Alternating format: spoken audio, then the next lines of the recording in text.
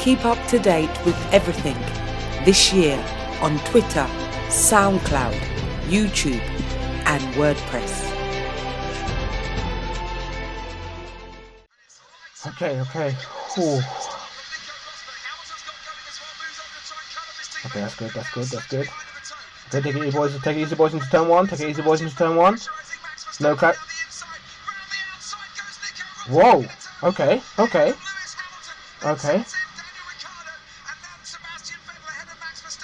That's good. Okay, take it easy, boys. Take it. Oh,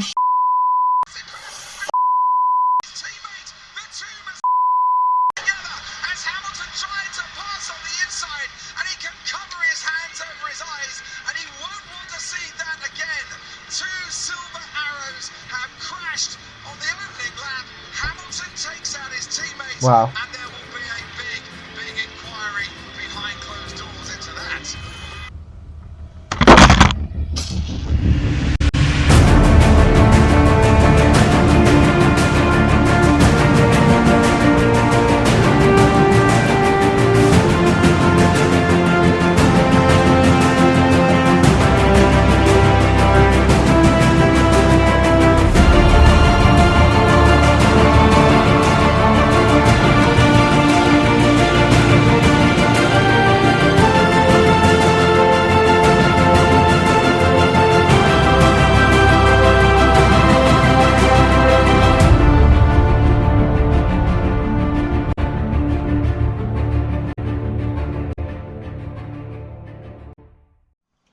So, yesterday's race was the first double retirement for Mercedes since the 2011 Australian Grand Prix. It was the first pointless race for Mercedes in the hybrid era. The last time Mercedes went away from a race pointless was the 2012 United States Grand Prix. And, yeah. I lost for words really on what to say. I was annoyed at first because the race had just started and on first glance I didn't think that was necessitated for them to be battling so early in the race. But then when you slow it down and you look and you analyze, it was an unfortunate incident which led to both cars retiring. The stewards deemed that it was a racing incident. Looking over the incident itself and looking at it in great detail and taking everything into account, I do agree with the stewards that it was a racing incident. Could it have been avoided? Yes, it can. Now, there's many arguments, and the people will have many arguments going into this race about who was at fault, who was to blame.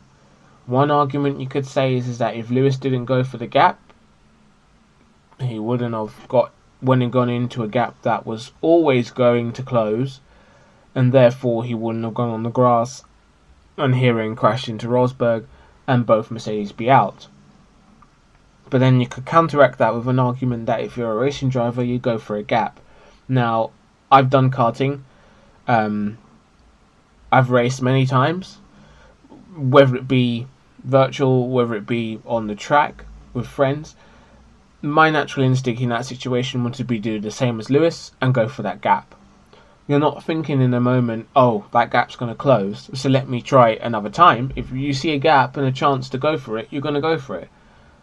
But then, to counteract what I've just said there's a level of common sense and thought that has to go in to what you're thinking at that time. You see that your teammate has a rain light on, which means he's harvesting, which means he's 180 brake horsepower down. You go to overtake on the inside where there's grass, and if you don't make the overtake stick, more than likely there is going to be contact. And not light contact because you're on the grass and heavy contact. So, yes, there was no space, but maybe it would have been ideal to wait maybe to turn 6, maybe turn 5, turn 6, to try and necessitate an overtake. Hindsight's a wonderful friend. It comes back to you right at the end and tells you everything that should have happened and whatnot.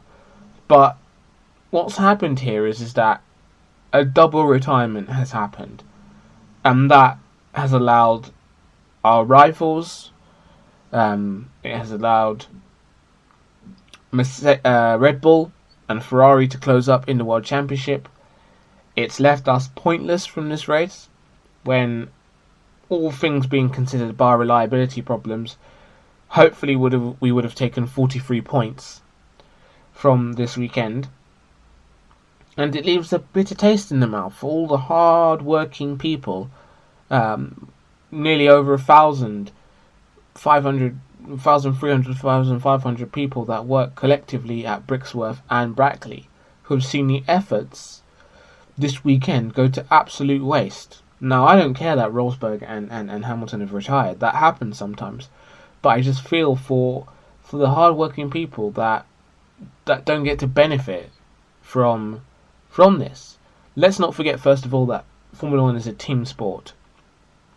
The drivers are employed by the team to go out there and race for Mercedes, so that they can pick up the Constructors' Championship. The Drivers' Championship, yes, is the caveat, but the primary focus for Mercedes is to win the Constructors' Championship. Now, incidents like this are not helpful. The good thing is that we are a team which, more than likely, if everything goes right, will win in Monaco and hopefully Canada and in Azerbaijan. We can't really tell in Azerbaijan because there's no data, no one's gone there before. But we can bounce back from this, and in the grand scheme of things, hopefully it doesn't really do much or impact much on our season. But the ramifications for this are big, and they're greater on a wider scale. The relationship between Nico Rosberg and Lewis Hamilton was already fractious going into this year. It seemed this year that there was a settled amicability about it. Nothing really happened.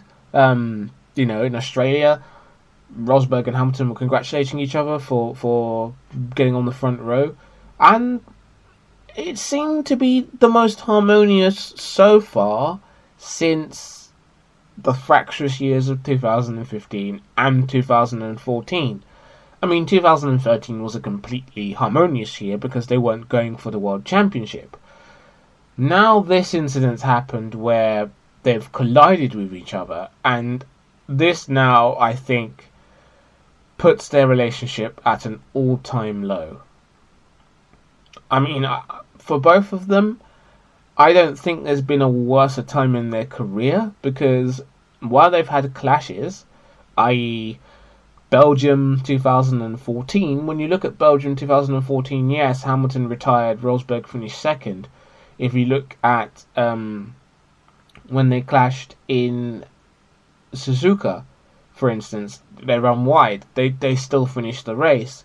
If you look at USA, they still managed to finish in a 1-2 situation. This is the first time that Hamilton and Rosberg have collided where it has meant that both of them have retired.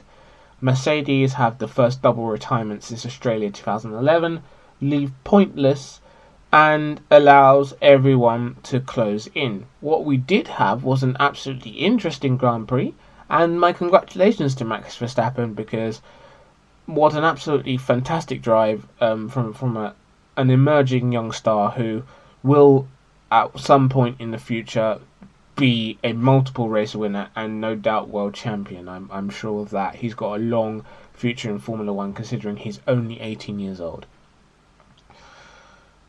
Back to the point of apportioning blame, or just simply trying to dissect the incident that happened. My anger at the start of the race was simply because at that point there was 65.75 laps left of that race. The race cannot be won on the first lap, but it can be lost on the first lap. Rosberg was not in the right engine mode, and that's why his rain light was on.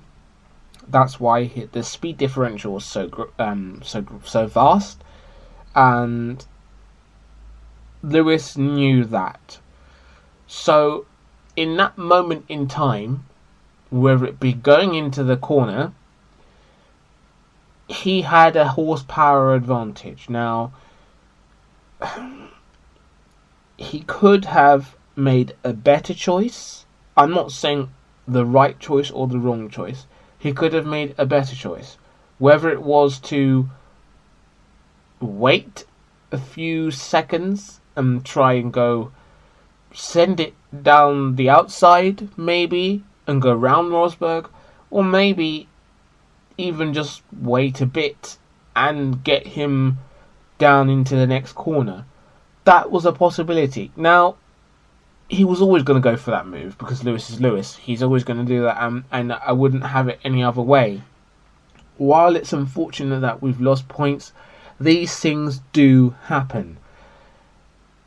The cardinal rule is you do not take out your teammate. That is the number one cardinal rule in Formula 1, is you do not take out your teammate. And you saw that Lewis was gutted. He had his hands on his head, and was distraught by, I think, personally, as he said himself, for the team. Both drivers have their differing views. But going forward, this is going to be a defining race, defining moment for the Mercedes team, because there's going to be to a point where you can take fractious relationships, and what does it do for the team? It hasn't really done well for team spirit over the last few years. And considering that you have two drivers in one car, in a dominant car fighting for the World Championship, at some point it's going to be where either one of them, or both of them decide that they cannot work together or do not want to be in the same team together. Or will Mercedes decide that one or either driver's position in the team is untenable? Let's not forget that no driver is bigger than the team. Lewis Hamilton or Nico Rosberg are not bigger than Mercedes.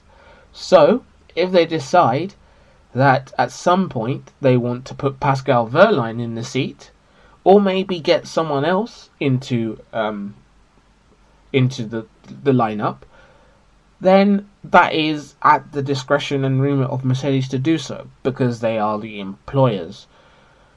Where Rosberg and Hamilton now need to look is that their relationship is impacting their work. Their working relationship is impacting on the team. They've cost the team 43 points. A potential 43 points, which, considering we do not know how the season's going to go, could have massive ramifications in the Constructors' and Drivers' Championship for both driver and team. Because I'm not Mystic Nick here, and I can't see into the future. I don't have a crystal ball. And this is what happens now. Say, for instance, they've double retired, and another incident comes along where they're involved in a first lap incident, which is not their fault. Let's just say independently, they're taken out by an incident which happens, like another Kvyat and Vettel. Mercedes get taken out again, or one of them gets taken out, or both of them get taken out.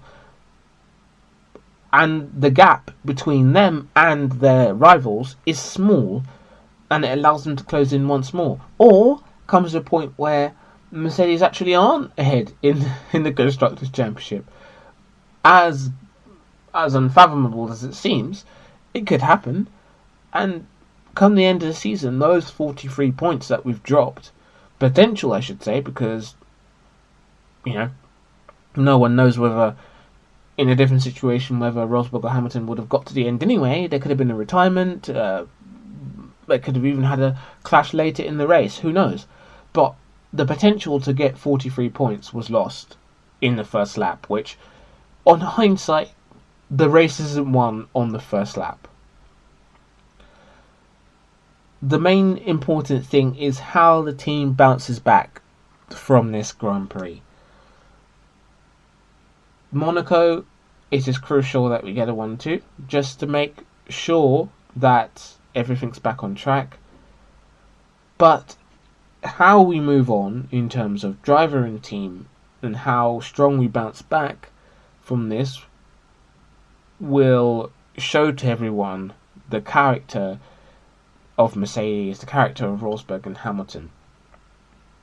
For once, it was nice to see both drivers not apportioning the blame to each other.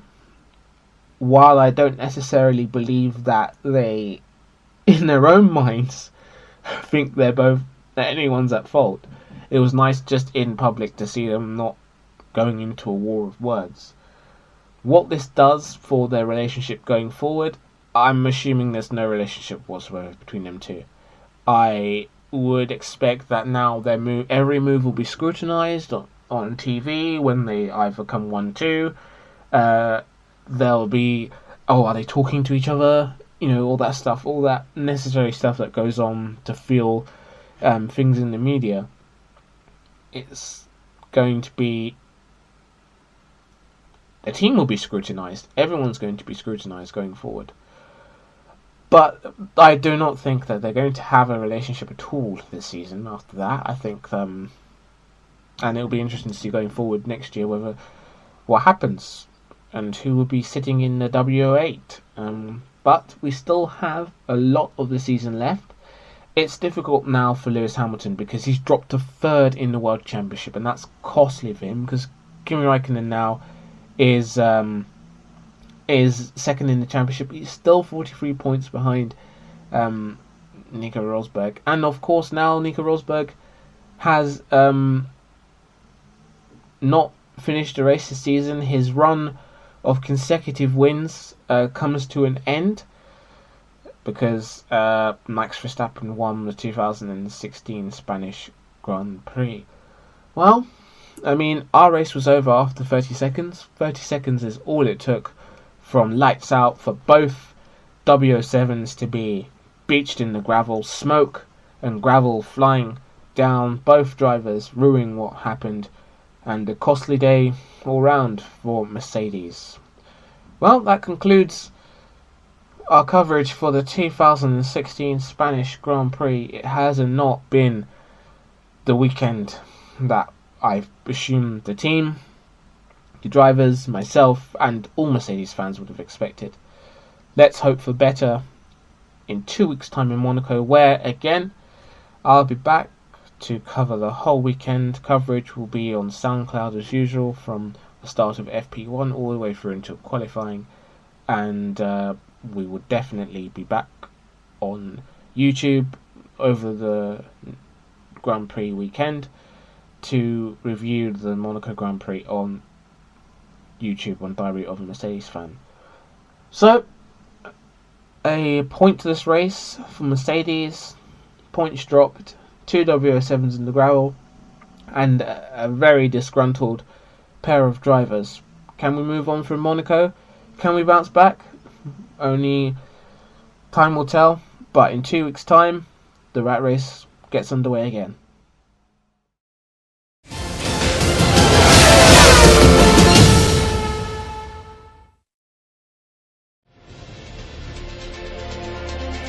Keep up to date with everything this year on Twitter, SoundCloud, YouTube, and WordPress.